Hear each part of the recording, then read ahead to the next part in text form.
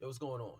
So I was looking at YouTube last night, and they had these channels where, particular people go inside into the hoods of, these different cities and states, you know what I'm saying? So take for example, they may go into the projects in the Bronx or the projects in, Memphis, Tennessee, or Atlanta, Georgia, etc. And when they go into the hoods, or I say the black communities or whatever, they interview like some of the most ratchet people, and those people take them around, the corner stores and the bodegas and just all of the hood spots or wherever, they go at and hang out and all the rest of that stuff, right? And then they talk about how real their community or hood is and how they did this to this person and did that to that person and it's always lit out here and da-da-da-da-da. And while I was looking at the videos, I looked at a few.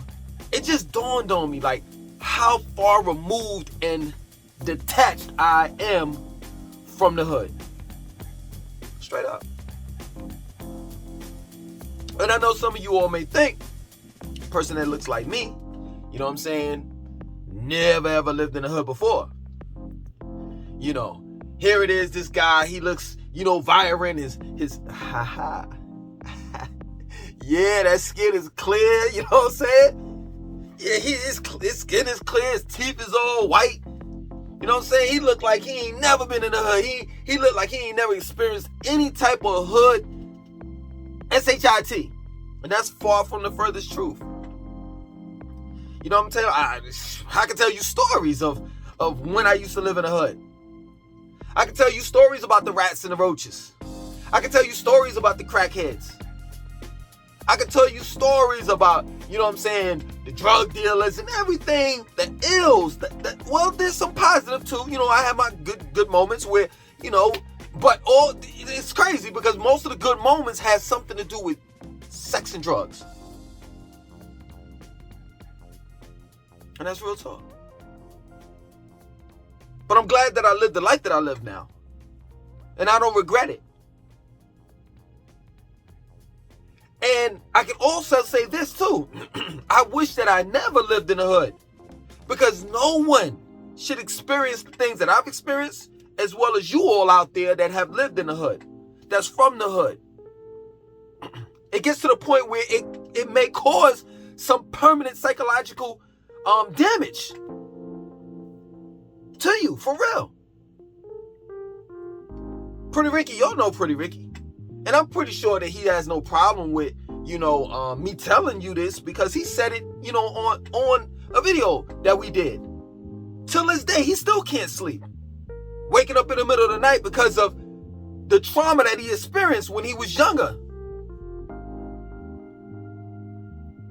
Of shootouts. Being woken up by gunshots. Straight up. And you wonder why some of these people are walking around here loony, crazy. The hood can traumatize you. Traumatize me a little bit. There's certain things that I do that I can't just shake. You know the saying, how the saying goes. You can take the dude out of the hood, but you can't take the hood out of, I don't want to say the N word, but still certain things that I do that I say to myself, oh, yeah, I've been out of the hood for some years. Why am I still doing that? Now, of course, it ain't like me making cheese toast or something like that. You know what I'm saying? But it's damn for sure close to it. Or eat noodles and noodles. The hood comes with a whole culture, man. It's the mentality. You deal with a certain particular type of woman when you're living in the hood. You have a certain type of eating habit when you're in the hood. You like certain cars, you dress a certain kind of way when you're living in the hood. And this is the reason why, like, for some of you all, y'all get smart, slick with your mouth in the comment section. I don't block you all. Some of you all I do. But for others, I don't, because I know just who I'm talking to, or rather, who's commenting in the comment section when you're being disrespectful. And my response is, I'm not going to respond at all, because I know you all have a lot of growing to do. Because I used to be that way. I know about the hood mentality. And I know if you want to grow, if you want to be productive in life, then you're going to have to change. And I know some of those changes are going to be baby steps or small incremental changes. But I'm telling you, if you look at me and laugh at me and say I'm corny, that I'm a square, that I don't know what I'm talking about, eventually, if you're all about change and growth, you're going to eventually look like me. Not so much with the fake glasses and, the Pro Bash shop hat, you know what I'm saying? But eventually you're going to be in a position where you're going to be detached. You're not going to be able to relate to the hood as well.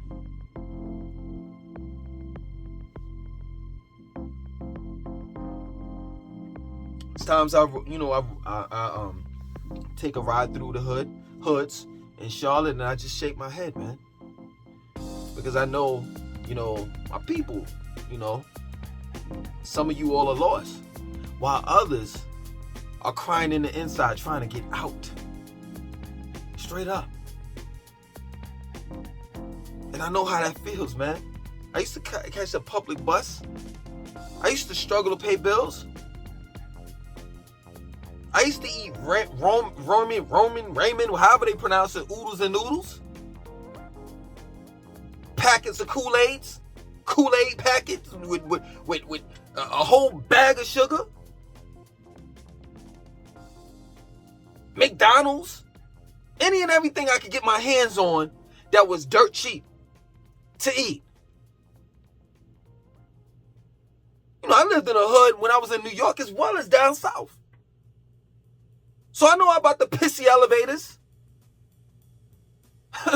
Matter of fact, I pissed in one before. To be real with you. I can't even say it was only one time. I've done it several times. Know what it's like walking up those hallway staircases? And it's pitch dark.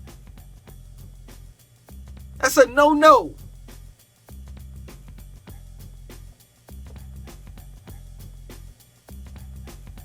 Family comes from the hood. If I introduced you all to some of my family members, you would be like, yo, yeah, man, he's official. He's official. Straight up. I mean, they're hood. Some of them. Most of them are not. Some of them are. And for those some, I don't talk to them. Some of my family members may say I'm cold as ice, or they may say that I'm a sellout. Okay, that's cool. I don't have no problem with that. I'm detaching myself, and I can't relate when it comes to negativity, because that's all the hood has to offer is negativity. I see oftentimes, a lot of youngins, you representing your block, your city, where you come from, and all the rest of that. And I'm like, okay, let me see where you come from. And then as you show me your hood, and it's dilapidated. There's no grocery stores, no fresh produce, no one's growing any gardens, no plants, no flowers. There's trash everywhere. How is it that you want your hood to represent you? If your hood is trash, then that means that you are, because it's a mentality. You come from your environment. Matter of fact, you make your environment. There's no such thing as a hood until someone turns it into the hood.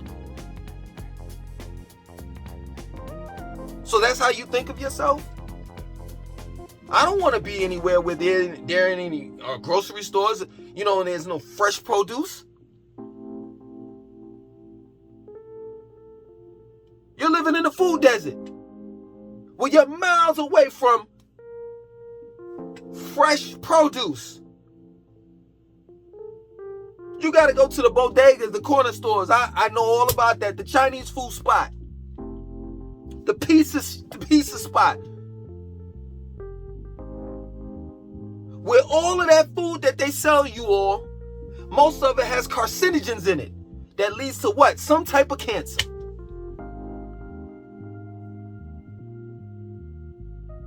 It's not where I want to be.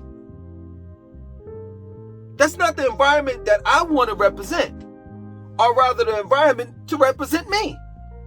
So I don't understand when you be on some shit like, yo, I represent my hood. What has the hood or the streets done for you? But taught you wrong, just like it taught me. I was out there wilding when I was in the hood. I was fucking all types of sluts, going to the strip club. I was doing what a typical Nigger would do.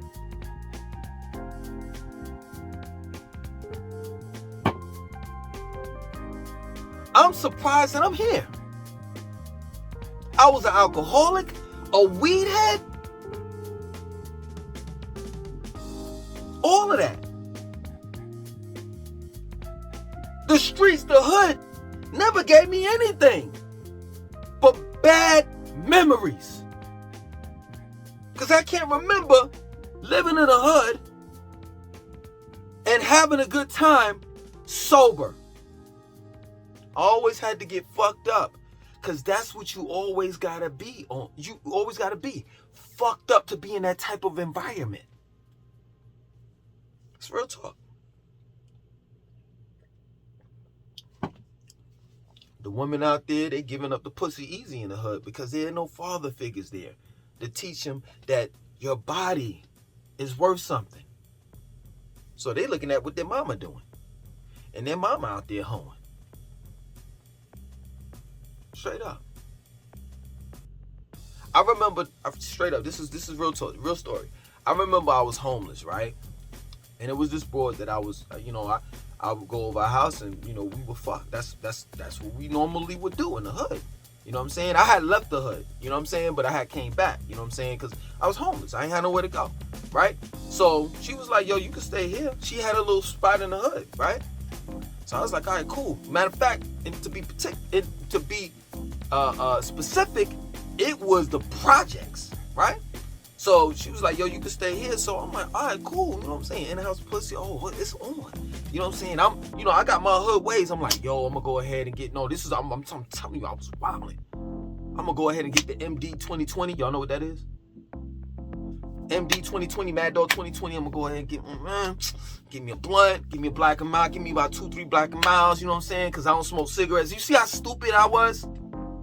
I thought black and miles was better than smoking Lucy's or white girls.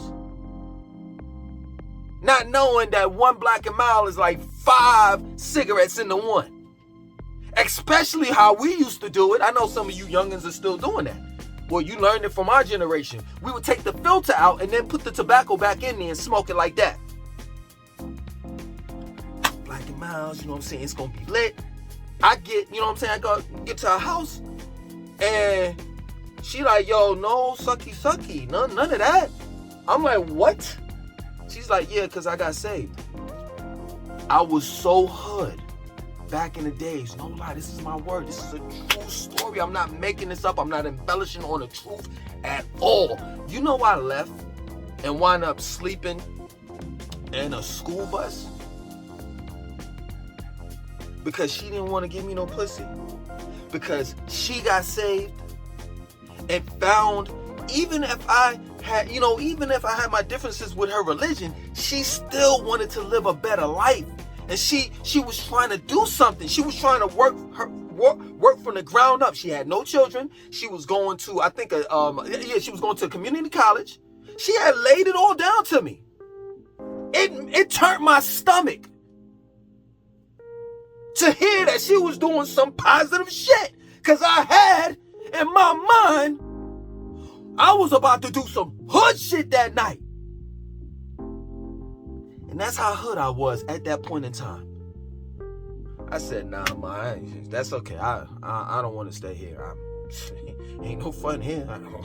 What am I going to do here? You know, I got my Mad Dog 2020. I got my Black and Miles. You know what I'm saying? I was too broke to get a nick dime. You know, a nick or a dime set.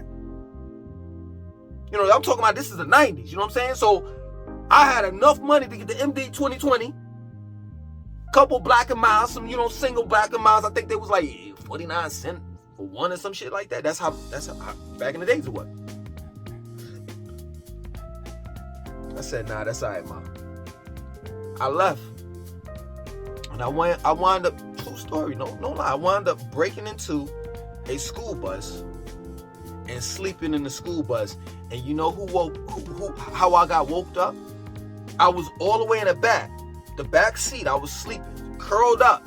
You know what I'm saying? And the bus driver came in, and as he was coming in and he was cranking the bus up, I slid out the back door, and he didn't even see me.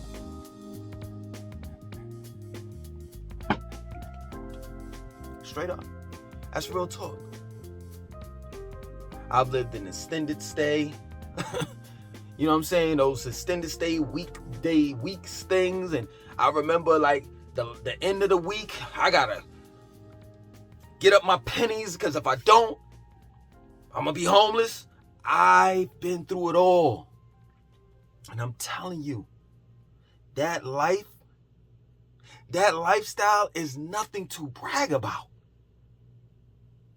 Nothing at all.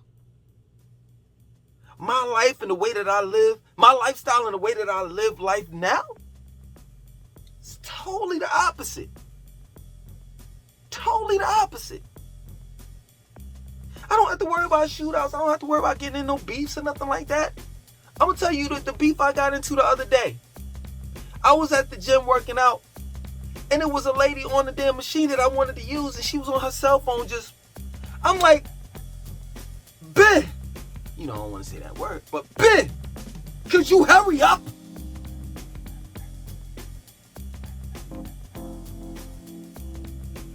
You know what I'm saying? I mean, it's small little dumb things that go on in my life.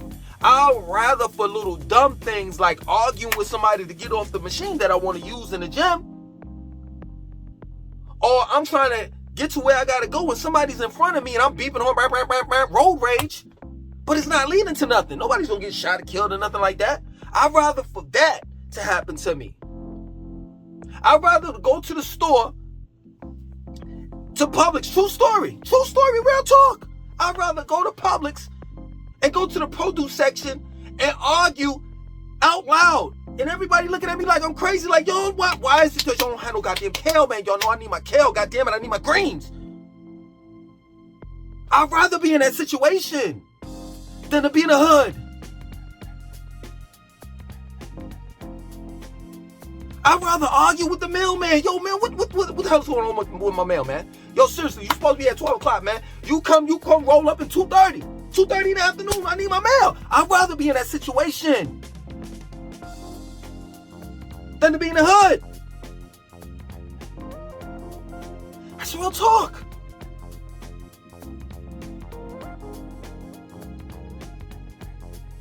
Just the other day, I saw somebody smoking a cigarette. I'm like, I'm so detached from the hood and like most of everything that's negative, because I live in my own bubble.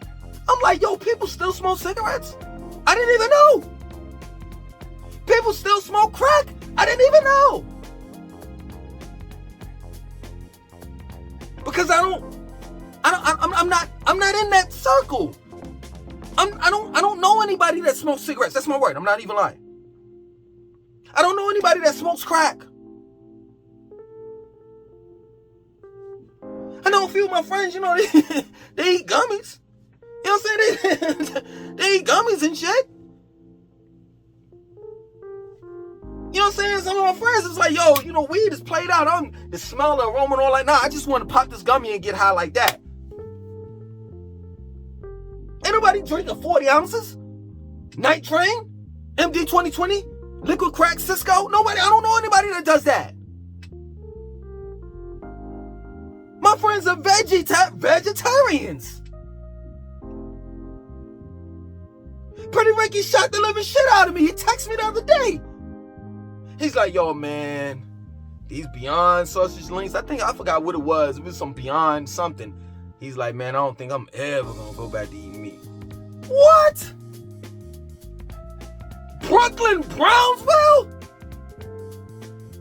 When I met Pretty Ricky? I can tell you stories. I can tell you stories. To see just how far he's grown, far as his health, I'm like, yo, you got to be kidding me. But this is what we're on. And I hear the comments in the comment section, some of you all, disrespectful, so disrespectful. Old head this, old head that, da-da-da-da-da. Let me tell you something. For one, you better hope that you get to be my age. That's the first thing. And then the second thing, you better hope that your motherfucking vitamin D is working. Straight up. That's real talk. Mine is, I give the vitamin D to the pretty ladies all the time. My shit is working.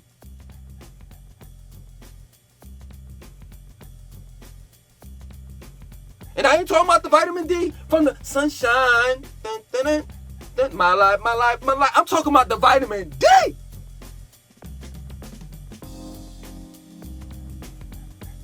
That real shit. But yeah, man, for real, man, I'm so detached and removed from the hood. And oftentimes I think about it, you know what I'm saying? Not a lot, but it's often. You know what I'm saying? I see some hood shit happen, some drama going on TV, YouTube or something. I'm like, wow, man, I remember da-da-da-da-da, and this, that, and so forth. And then I get to my regular shit. I don't wear Jordans. Straight up. I wear, I gotta pronounce it right, Vibrams. You know what I'm saying? In specific, Farashikis. So I don't even have sneakers to any of my shoes. Shoestrings to any of my shoes. All I have is straps. Even the boots that I wear, they're Farashikis. Vibrams, Farashikis. Look it up online if you know what I'm saying? For those that don't know what it is. Got a couple pair of those. I don't wear jeans. I don't remember the last time I had a pair of jeans. All I wear is like active wear. I just want to be active. I want to be alive. I want to work out. I am all about self-improvement. And the hood is about self-destruction. Straight up. Yeah. I have a battle with me, with myself all the time, man. I love Griselda music. I love it. I love Westside Guns. That man is a fucking genius. You know what I'm saying? I just knew, this is a side note, I just knew when he, did, Pepper, whatever that shit is with Black Star. I just knew when his shit came in, he was going to say some positive shit, because he don't ever say no positive shit. Every now and then he throw a little bit here and there. He'll say some shit like, yo, I was reading when I was in jail, or, Allah forgive me for shooting this person. That's the only positive shit I've ever heard him say. You know what I'm saying? So I thought he was going to say something positive. And then he just came in and did typical Westside Gun shit. I'm making a point. Just hear me out. You see the video? This man got on some furry looking boots and a goddamn pocketbook in Brooklyn. The heart of Brooklyn. I battle with myself, you know what I'm saying? Because he's so negative. All he talks about is drug dealing and shooting people and all the rest of that stuff. I mean, Griselda rap, yeah, right? That's what it is. I mean, Conway the Machine, he came a little positive on this record. I'm making a point. Hear me out. So most of that music that I listen to, 99% of Griselda music I listen to is when I'm working out. But when I'm not working out, if you catch me out and about and you listening to what I'm playing in my car, it's all I'm a piano and Afrobeat. It's a vibe that I'm on, a positive vibe that is.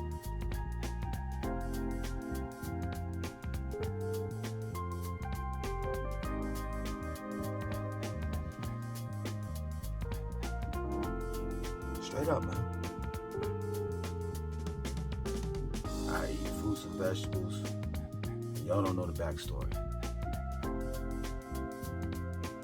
I have damn near damaged my body. It has taken me years to repair my body of all the drinking and the smoking. It has taken me years to repair what the mental damage, not permanent. You know what I'm saying? But the mental damage that you know what I'm saying? I've occurred and cured, I don't know, while I was living in the hood. I mean, I still, go through the childhood trauma, the father not being there, and it's just some every fucking thing. But I can say that I'm good now, and I'm glad that I made a change in my life. And I don't know who has to hear this. And people will sit back and say, "Damn, man, all you do is tell all your business." I talk about my past because I know someone is going through what I went through.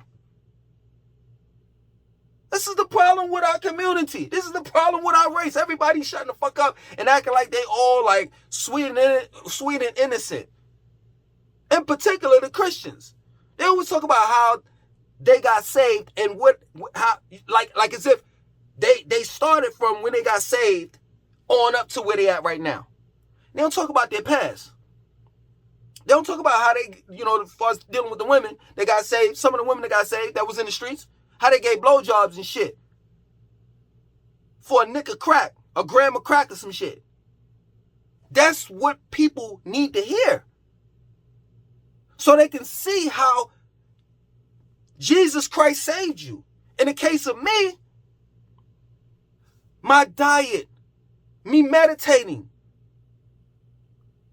leaving the hood, going into the suburbs, working out. That was my religion, or that is my religion. That's what saved me.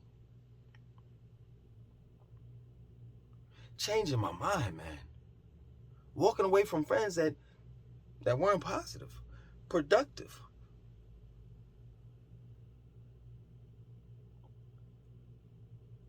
Straight up.